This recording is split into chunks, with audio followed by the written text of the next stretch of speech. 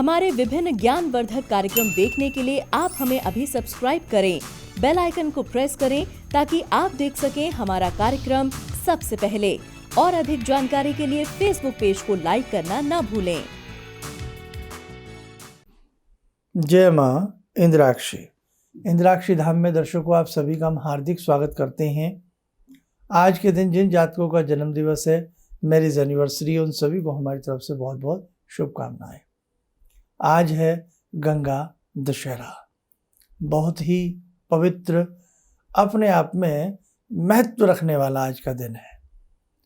आज के दिन भगवती गंगा का अवतरण इस धरा पर हुआ था, इसलिए भी इनको गंगा दशहरा के नाम से जाना जाता है। आज बहुत सारी जानकारी हम आपको गंगा मैया के बारे में, उनके पूजन के बारे में देने वाले हैं। आज का ये अंक आप ज़रूर सुनिएगा। आइए आज का पंचांग देखते हैं।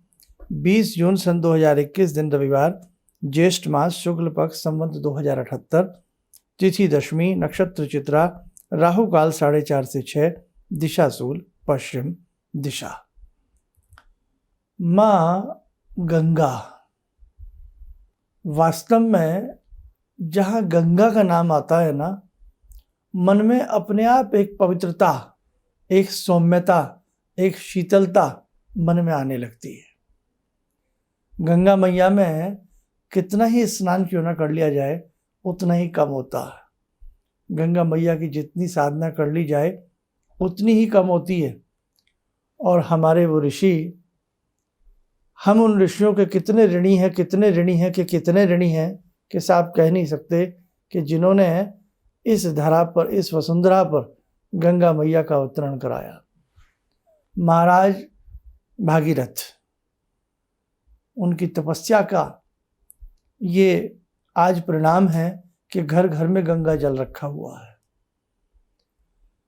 आज के दिन उनकी तपस्या पूर्ण हुई और गंगा मैया को वो धरा पर लाए। कितना बड़ा उपकार महाराजा भगीरथ ने हम सब के ऊपर किया। और साथ ही 60,000 पूर्वजों को उन्होंने गंगा मैया का स्पर्श करा करके ये समझिएगा कि स्वर्ग के दर्शन करा दिए, मुक्त कर दिया उनको। ऐसे तपस्वी, ऐसे ऋषि और ऐसी ऐसी साधनाएं भारतवर्ष में ही हो सकती है। आज के दिन हमें क्या करना चाहिए? आज के दिन जैसे दशहरा नाम है इसका, गंगा मैया का पूजन आज के दिन आप अपने घर में ज़रूर करिएगा। चाहे किसी भी समय करिएगा, लेकिन मेरे साथ को जरूर करिएगा। जो गंगा मैया के आसपास रहते हैं या किसी पवित्र नदी के किनारे रहते हैं, उन्हें गंगा मैया का ही ध्यान करते हुए आज के दिन पहले वहाँ जाएं, जल के किनारे प्रणाम करें। हम गंगा जी की बात कर रहे हैं, या उससे गंगा जी आपके आसपास नहीं है तो कोई और नदी हो या नहर हो, लेकिन भाई हिसाब से स्नान करना ये आपकी जिम्मेदारी है। जाएं, तट पर नमन करें, नमस्कार करें और नमस्कार करने के बाद 10 गोते लगाइए। दशहरा 10 गोते लगाइए और उसके बाद गंगा मैया का वस्त्र वगैरह पहन करके गंगा मैया का पूजन करें। 10 फूल गंगा मैया को चढ़ाए जाते हैं। 10 दीप जला करके आज के दिन गंगा मैया को अर्पण किए जाते हैं। 10-10 की सामग्री में कोई मिष्ठान गंगा मैया को अर्पण किया जाता है। आज के दिन गंगा मैया की पूजा के साथ साथ गायत्री जयंती भी है। जितना गंगा मैया के तट पर बैठ करके आज के दिन गायत्री मंत्र का जप आप कर लेंगे, आप माने न माने आपके पुरखे भी तर जाएंगे। जैसे महाराजा महर्षि राजा भगीरथ के पुरखे तर गए थे। तो आज के दिन गायत्री जयंती पे माँ भगवती गायत्री की साधना भी हमें करनी चाहिए। अब हम भाई किसी के आसपास नदी नहीं है, गंगा जी उनसे दूर हैं, तो घर में ही हम क्या करें? आइए बताते हैं। घर में कोई ना कोई देवी का चित्र तो होगा ना, घर में भगवती का हो, दुर्गा जी का हो, सब एक ही रूप हैं, इंद्राक्षी माँ गंगा। तो नमन करें, उन्हें प्रणाम करें, धूप दीप अर्पण करें और छोटे छोटे 10 दीप जला लें और वो भगवती को गंगा स्वरूप समझते हुए अर्पण करें। और नज़दीक में ही एक कटोरी में उन दीपकों के सामने गंगा जल भर के रख लें। थोड़ा सा गंगा जल रख लें छोटी सी कटोरी में और 10 दीपक गंगा मैया को उस गंगा जल को अर्पण करें। कुछ मिष्ठान हो 10 की संख्या में अर्पण करें, है ना, फूल 10 की संख्या में अर्पण करें। और एक हम आपको मंत्र बता देते हैं गंगा मैया का।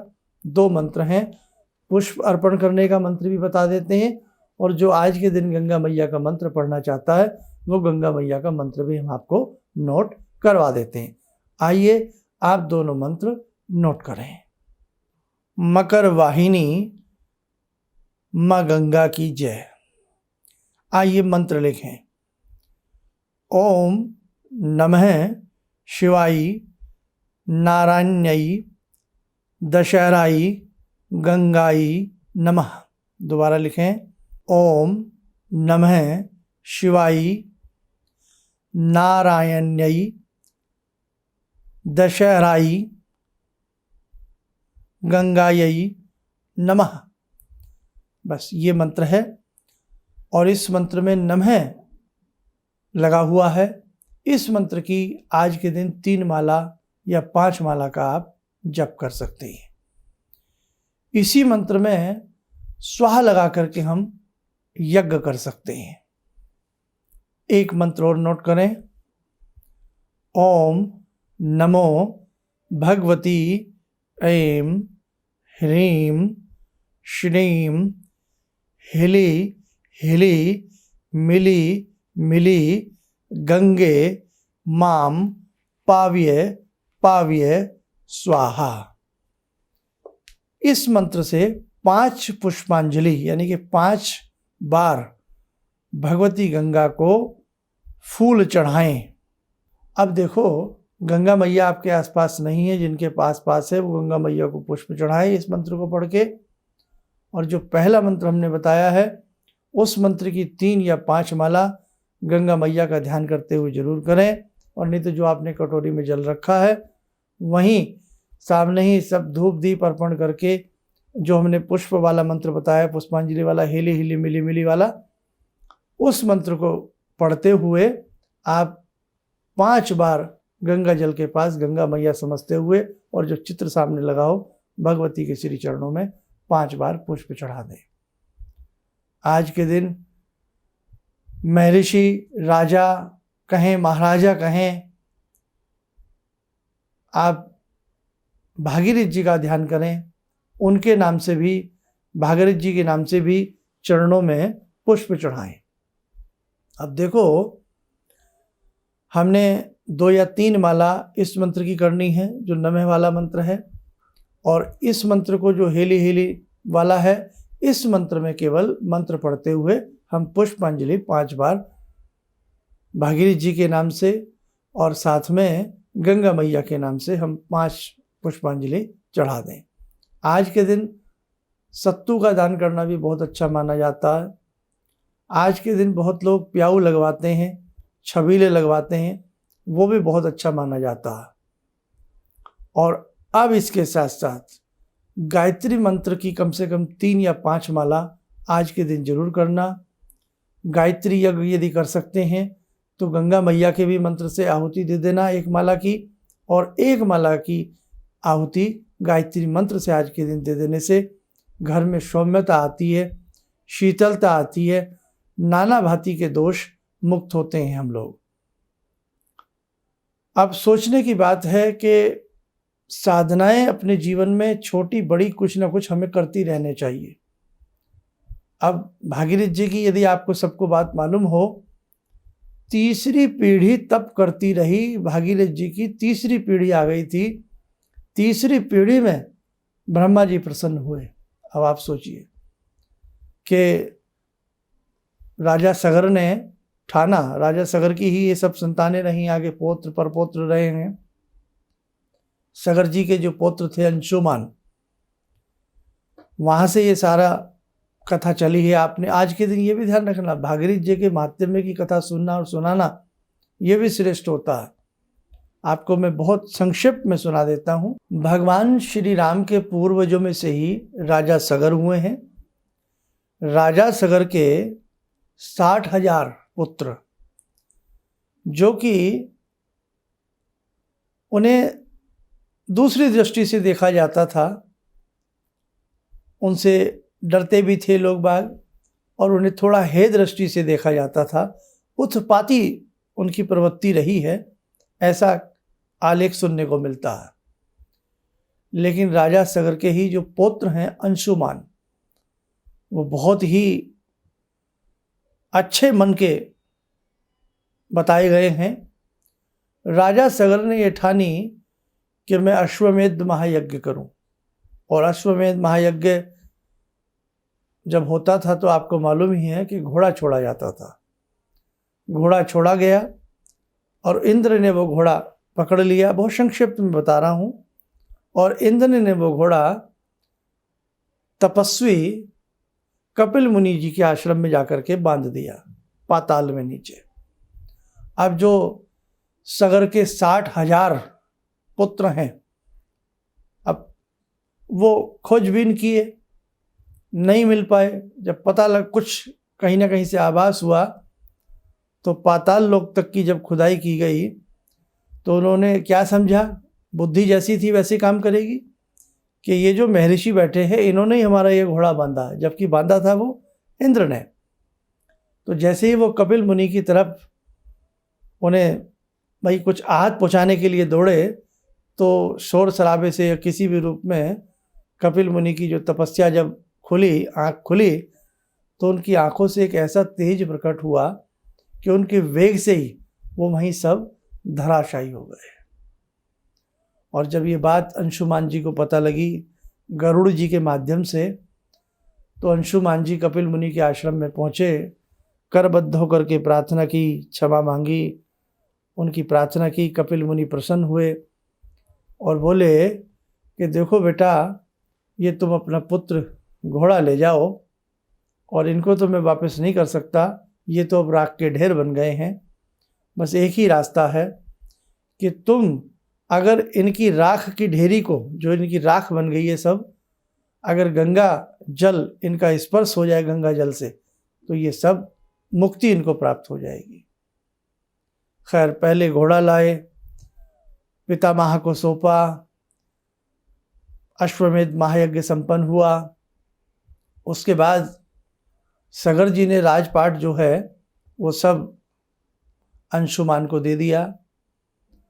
अब अंशुमान के मन में रात दिन अपने चाचाओं के प्रति चिंता रही, तो अंशुमान जी ने भी, उनके पुत्र हुए दिलीप, उन्होंने अपने पुत्र दिलीप को राजपाट दे करके तपस्या में लीन हो गए। तपस्या चलती रही और तपस्या के तहत ही उनके शरीर का अंत हो गया। अब दिलीप के जो पुत्र हैं वो भागीरथ हुए। दिलीप जी को भी वही बात याद आई, भाई अपने परिवार के लिए सब मर मिटते हैं। दिलीप जी भी अपने पुत्र भगीरथ को सब कुछ सौंप करके तपस्या लीन होकर के चले गए कि किसी तरह हमारे पुरखों का उद्धार हो। लेकिन तप करते करते उनका भी शरीर अंत हो गया। अब भगीरथ कहाँ मानने वाले थे। भगीरथ ने बहुत अखंड तपस्या की। उनकी तपस्या का यह परिणाम हुआ कि ब्रह्मा जी ने साक्षात दर्शन दिए और वर मांगने को कहा। जब भगीरथ ने उनसे वर मांगा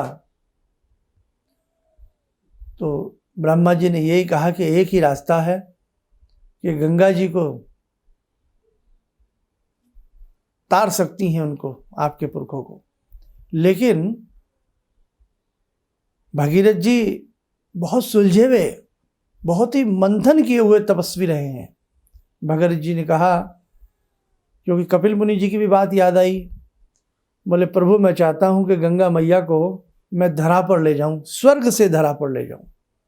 स्वर्ग में थी गंगा मैया, धरा पर नहीं थी पहले, कि मैं स्वर्ग से धरा पर ले जाऊं। अब ब्रह्मा जी ने कहा कि आप ले तो जाएंगे, लेकिन गंगा मैया का इतना वेग है, उसे संभालेगा कौन।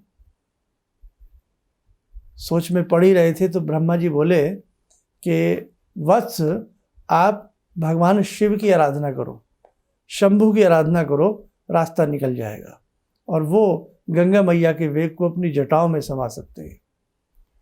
अब एक पैर के ऊपर खड़े होकर के राजा भगीरथ ने भगवान शंभू की तपस्या की। देखो 3 पीढ़ियों से तपस्या चली आ रही थी। भागीरथ जी से जाकर के ब्रह्मा जी ने उन्हें दर्शन दिया और वर दिया, फिर भी बात नहीं बनी तो भगवान शंभू की सेवा में भगीरथ चले गए। भगवान शंभू ने तथास्तु कहा और गंगा जी जब स्वर्ग से आती हैं तो सबसे पहले भगवान शिव की जटा जूट में समा जाती हैं और एक जटा भगवान ने बाहर को निकाली, उसी से गंगा मैया धरती पर आ गई। अब इतने पर भी बात नहीं बनी। तपस्याएं देखो हमारे ऋषियों की कितनी रही है कि आगे आगे भगीरथ का रथ और पीछे पीछे गंगा जी आ रही है। अचानक भगीरथ ने पीछे देखा, गंगा जी गायब हो गई। अब हुआ कैसे? रास्ते में एक ऋषिवर का आश्रम पड़ा। अब उनका जो कमंडलू लोटा वगैरह सब जल में बहा, वो सारी गंगा जी को पी गए। फिर बेचारे भगीरथ जी गए और उनकी तपस्या की, जहनु ऋषि की, जहनु नाम था उनका, उनकी आराधना की। तब उन्होंने अपने दाहिने कान से, राइट ईयर से उन्होंने गंगा जी को फिर बाहर की तरफ रास्ता दे करके निकाला। और इसीलिए माँ गंगा का नाम जाह्नवी भी है। देखा ना, बहुत आज अपनी लड़कियों का नाम जाह्नवी रखते हैं ना जाह्नवी, तो ये गंगा मैया का ही नाम है। और फिर ऐसे जैसे ही गंगा मैया धरा पर बहती बहती कपिल मुनि के आश्रम तक पहुंची तो राजा कहें, महर्षि कहें, उनके पूर्वज जो थे वहाँ राख की ढेरी में समाये हुए थे, सभी को मोक्ष और मुक्ति की प्राप्ति हो गई। और गंगा मैया जब पृथ्वी पर आई तो वो दिन क्या था? वो आज का दिन था। ज्येष्ठ का महीना था, शुक्ल पक्ष था, 10वीं तिथि थी। मेरे साधकों, कोई भी काम इतनी आसानी से नहीं होता। आज हम आराम से जाते हैं, गंगा मैया को मैला कर देते हैं, उल्टे सीधे कपड़े उनमें डाल देते हैं, कचरा डाल देते हैं, साबुन लगा लगा करके नहाते हैं। ये सब तरीके गलत हैं। हम भूल गए अपने ऋषियों का उपकार। तो आज के दिन आप अगर स्नान नहीं कर सकते तो अपने घर में ही थोड़े गंगा जल के छींटे मार लेना, कटोरी में गंगा जल रख के जैसा आपसे बने पूजन कर लेना, ठीक है। और जितना भी जैसे आपसे बन पड़े आप वैसे करना। माँ गंगा आपसे प्रसन्न रहेंगी। भगवती गायत्री परम पूज्य वंद्य गुरुदेव पंडित श्री राम शर्मा जी की जय हो। माँ गायत्री की जय हो। माँ गंगा की जय हो। भगवान भागीरथ जी की जय हो।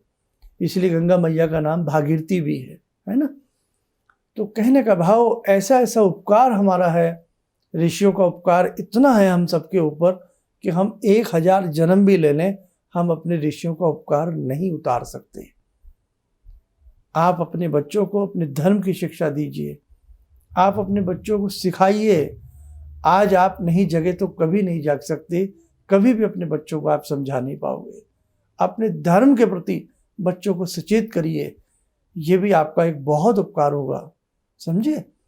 आइए मेरे साथ को समय हो चला आज की ध्यानमाला का, जुड़ते हैं प्राम्बा महाशक्ति महादुर्गा से।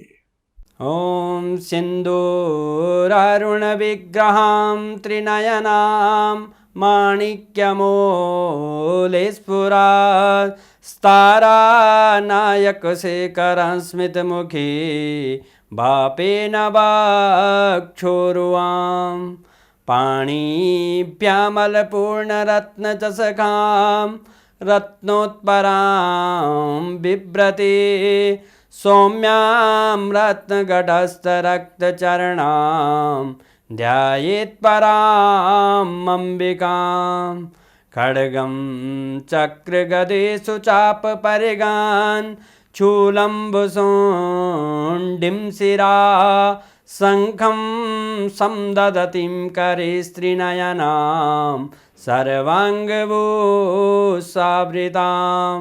नीलास्मद्युतिमास्य पाददशकां सेवे महाकालिकां यामास्तो स्वपितैः हरो कमलजो हन्तुं मधुं कैटवम् विद्युद्दामसमप्रभां मृगपते स्कन्दस्थितां भीषणां कन्या विहकरवालखेटविलसा धस्ताविरासेवितां हस्तैश्चक्रगदाशिखेटविशिखां चापं गुणं तर्जनीं विप्राणामलिलात्मिकां शशिधरां दुर्गां त्रिनेत्रां भजे। कवच बना लें, ध्यान करें। भगवती का शुभ आशीष गंगा के रूप में हम सब के ऊपर बरस रहा है।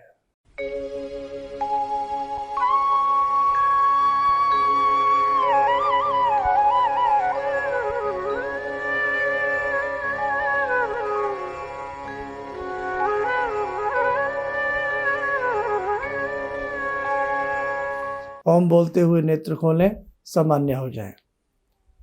तो आज का ये पुनीत दिवस बहुत ही धर्म और कर्म से जुड़ा हुआ है, इसलिए आज के दिन जितना भी आपसे हो मेरे साधकों, मैंने गंगा मैया का मंत्र भी आपको बता दिया, उसे भी जपें।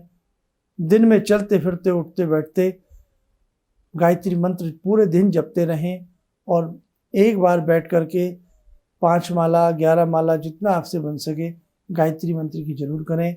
आसपास कहीं गायत्री यज्ञ हो रहा हो उसमें जाकर के सम्मिलित हों, आहुतियाँ देवें, बहुत उपकार की बात रहेगी। अपनी तरफ से दान पुण्य जो भी आप कर सकें आज के दिन जरूर कीजिएगा। इन्हीं शब्दों के साथ हम अपनी वाणी को विराम देते हैं। जय माँ इंद्राक्षी। भगवान से जुड़ो और भगवान से जुड़ने का जरिया आपने बताया, बहुत अच्छा लगा, बहुत धन्यवाद। और सनातन धर्म को जिंदा रखने के लिए आप जो प्रयास कर रहे हैं वो बहुत सराहनीय है। हम लोग को मौका मिला है, हम लोग भाग्यशाली हैं जो आपके करीब आने का हम लोग को मौका मिला है। किसी भी समस्या के समाधान के लिए मिले प्रसिद्ध हस्तरेखा एवं वास्तु विशेषज्ञ प्रोफेसर धर्मेंद्र शर्मा जी से। नोट: शिविर में भाग लेने हेतु एवं व्यक्तिगत रूप से मिलने के लिए कॉल करने का समय सुबह 10 बजे से शाम 6 बजे तक।